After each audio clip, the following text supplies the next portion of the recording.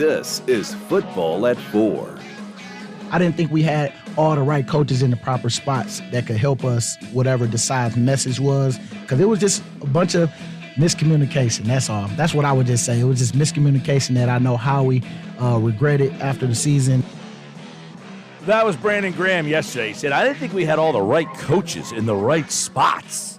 And it's a decision that Howie regretted at the end of the season. Football at 4 is powered by the Inside the Birds podcast. And, of course, you can get Inside the Birds on all podcasting platforms and search the YouTube channel. Just search Inside the Birds. It's brought to you by Bet365. Whatever the sport, whatever the moment, it's never ordinary at Bet365. Adam Caplan is here. We got a lot to dive into. I thought that was interesting audio yesterday from Brandon Graham. It was really the first time we heard somebody say something. Adam, he didn't think they had the right coaches. Is that surprising to hear from Brandon Graham? Well, look, I appreciate his honesty. He lived it. You know, BG is not someone who says a lot of things that are negative. He just told the truth. Yes. It was a mess. Based on what we knew and what we reported at the time, some of the veterans kind of tuned out Sean Desai, part of why he was reassigned.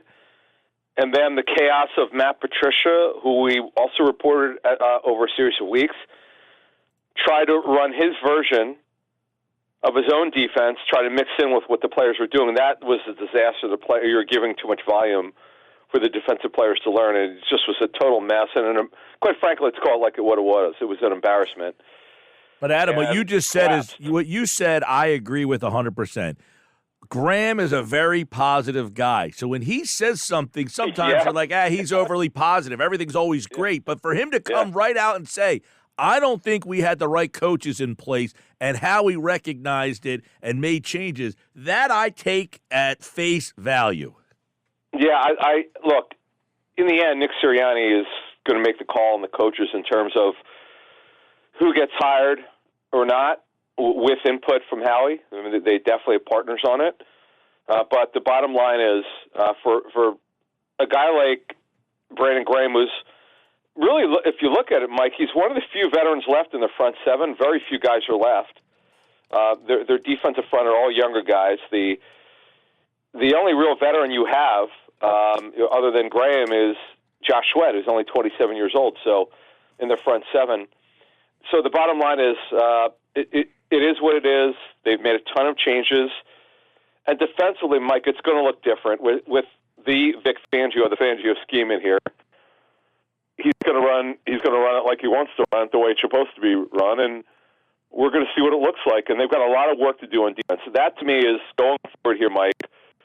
It's defense in terms of changeover. Well, we're going to look at some defense with Adam right now. Yesterday, the Eagles made a move to bring back nickel slot corner Avonte Maddox, 1-year deal. Obviously, when he plays, he's solid. When he's not on the field, he's hurt a lot. He's had multiple injuries over the years. What does it mean, in your mind, them bringing back Maddox? Is he the starter, or is he just, hey, this is a low-risk, high-reward possibility? Well, the latter combined with the former. Yeah, he will come in to training camp as the starter, but you have other guys who can play. See, last year, Mike, they went through so many players. They went through at least 6 guys who played the inside position, and you can't have that. Like they didn't have a good enough game plan. Remember, they signed Roby late. Now, you can't blame them for losing Zach McPherson. Something we put out on our show before he got his injury is that it was kind of a make or break season for him. They were going to play him inside more because they wanted to get him on the field. You don't draft a 4th-round pick for the guy just to play special teams. You believe the guy should be able to contribute on whatever side of the ball he was drafted on. Well, this one's defense, and he had not contributed very much on defense on the first 2 seasons, and now he's on the final year of his deal. He'll have a chance to make the team. He's going to have to prove it. He won't be. By the way, he's absolutely no lock to make it. It just depends on how he performs, and he's coming back from a torn Achilles. But they got Gardner Johnson, who definitely will see some snaps in there, depending on the matchup. You've got Maddox, who will be their lead guy playing inside. You don't want Rick's doing it. You give him credit for accepting that, but he's truly an outside corner. They don't have a ton of options, but Tyler Hall's the next guy who got he actually had a decent guarantee on his contract, so they believe he'll compete for it, and when and if Isaiah Rodgers gets reinstated, get a look there as well. You also get a look as a kickoff returner.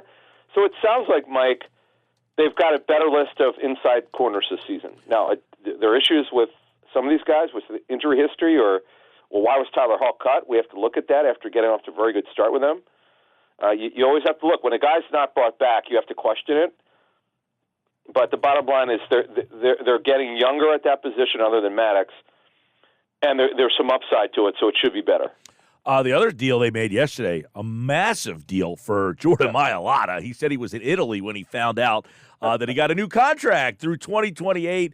I mean, this is just this is a movie right here. This story is a movie, but what does it mean for the team and the rest of the offensive line now with Mailata and Dickerson, by the way, who got an extension? That left side is going to be here until we're getting a little older.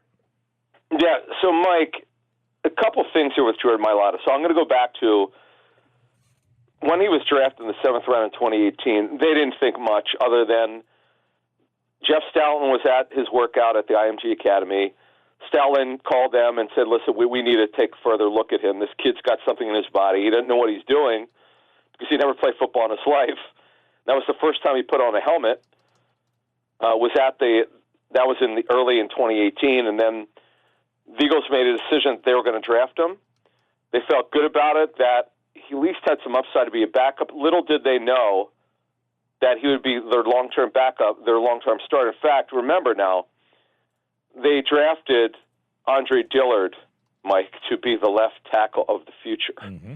Just think about it. If they didn't draft Jordan Mailata and nobody knew what he had in his body, they would be out of the left tackle. And Lane Johnson was never going to move. They made this decision about year 3. Lane didn't really want to move, and Stoutland felt comfortable keeping him at right tackle. So sometimes you get kind of lucky. And what's interesting is, Mike, internally there was some concern with his back problems. You know, he had first 2 years were marred by a back issue, and they weren't totally sure what was going to happen. They weren't sure where he was going to be. The third year he got healthy, and it became their long-term guy at left tackle, and it just never worked with Andre Dillard. And Mailata got a second extension. His first one was signed in September of 2021. That was $16 million a year. As we noted at that time on our show, is that he probably would have to be redone after 3 years because he's probably going to outplay it. Well, here we are.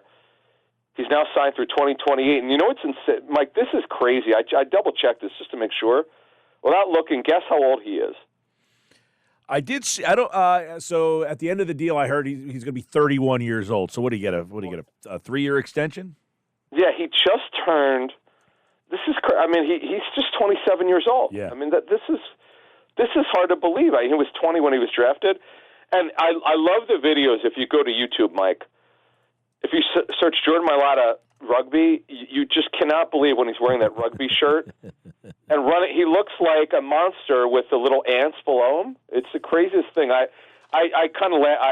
knew this was going down, so I wanted this extension. So I wanted to refresh my memory, go down memory lane, and I just couldn't believe what I was seeing. And then one more thing for you: I was at his first OTA practice. We didn't get access to the rookie camp, but we saw his first OTA practice, and he literally had no idea what he was doing. In fact, you're not supposed to push anyone. You're not really allowed to do that. Very limited contact, and he started pushing guys over because he didn't know he wasn't allowed to do that. And I'm like, this guy has no idea what's in his body, and he needed to get in better shape. But you've not seen anyone, Mike, particularly in this market, with this kind of size move like this. Jason Peters is 6'4+. This guy is legit 6'8". And at one time with the Eagles, we reported this. He was actually 405 pounds. Funny. And Adam, I want to get some thoughts on the draft on the defense because you talked about defense. But I always thinking of defense. I always laugh and say, who said this guy's a left? Like, could you imagine him playing defensive tackle? Oh. His speed and size. Like, who's blocking him?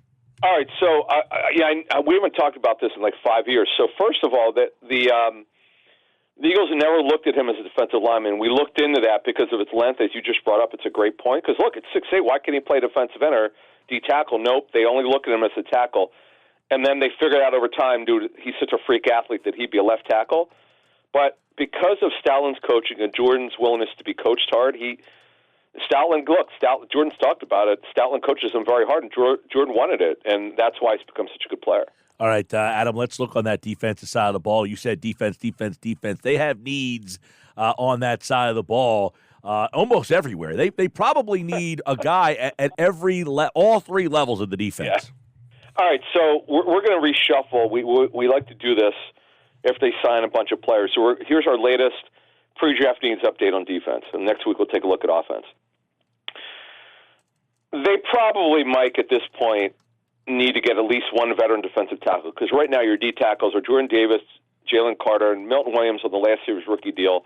I know he plays inside or outside. He's an excellent number 3 tackle. He's one of the best backup tackles in the National Football League. Really good player and good versatility. But Moro Jones didn't play much. They got the kid Mustapher. They give a small guarantee to that he's going to vie for a backup nose job. Tui Pelotu hasn't played a whole lot. He's had a lot of injuries. Thomas Booker is a former 5th rounder for the Texans, hasn't really played. And Noah Ellis. It's been this is his 3rd year on and off with the team. At least he hasn't really played, Mike. So the quality of depth is really poor. They probably need to add 2 guys. One of them needs to be a veteran. They don't have any veterans here, so that's one thing they need to look at. And then edge, they need one more guy. This is something that we expect them to add in the draft. Because, Mike, think about it this season. The draft is always about the future. Sweat's contract's up. Zach Bond, who will play inside and outside. Graham's contract's up. Bonds is up. Julian Aquara, who they like, is potential 4th edge rusher. Terrell Lewis is on a 1-year deal. So past the season, Mike, the only signed edge rushers are Bryce Huff and Nolan Smith, who's expected to be a much bigger contributor. So they have work to do at that position. Yeah, you just mentioned it. And Sweat, by the way, obviously seems to be on some thin ice, too. So he's going to have a bounce-back season. And then, the big story during the draft, it's going to be, are they going to take a linebacker? And the corner. A lot of people think corner could be a 22 selection. And the safety spot where, I don't know, I guess depth is a problem there. They only got about 3, maybe 4 safeties on the roster. All right, let's go to the ball inside linebacker. They start 2 of them. So they have much better talent than last year and better depth, and they also have gotten younger. Nakobe Dean, of course, coming back from a major injury, the Lisfranc injury. He's supposed to be ready by the spring. Devin White is on a 1-year deal. Zach Bond play inside some too. He's on a 1-year deal. Aaron Burks is on a 1-year deal. So, Mike, past this season, again, it's just Nakobe Dean, Ben Van Sumeren, and Brandon Smith, who is, he's a former Penn State player who was drafted by the Panthers. It didn't work, so you don't really count him. So they have work to do. They have to add another player. We know they're going to. It's just a matter of how many they add. Remember, depth is not how many guys you have. It's about the quality of the player. It's better, Mike, but lots of questions. Dean coming off another injury. Bond has been a part-time player. Burks has got good length, but has been sort of up and down as a player in this league. And Devin White, who got benched last season for Tampa. So it's a lot of questions. It would not surprise us if they add another guy in free agency. We reported this a couple months ago that they have interest in bringing back Zach Cunningham. I don't think that interest is as strong because they've added Burks and they've added White. Do they need another journeyman? They probably could use someone who's younger and doesn't have the injury history. So that's your inside linebacker position. And then you're right, Mike, at corner. They're obviously going to add 1, and they might add 2. It would behoove them to add 2. Ricks is a decent backup. Ringo is a 4th corner, no better than that. McPherson coming off a major injury. Josh Jobe completely fell off. Bradbury on the final year was his deal. Well, actually, no, I'm sorry, he's 2 years, but the significant guarantee, $10.8 million, fully guaranteed this season. That's why they're holding on to him. They're looking to replace him. And Darius Slay, Mike, 33 years old. They've got to get younger there. So this is why you're right. 22, you got to look at cornerback. Then at safety, Mike, they just don't have enough bodies. It's Gardner Johnson. He's got really talented player, big injury history. Blankenship, who's signed through 25 now with his 1-year extension. Sidney Brown, major injury. Mekhi Garner can play safety. Tristan McCullum can play safety.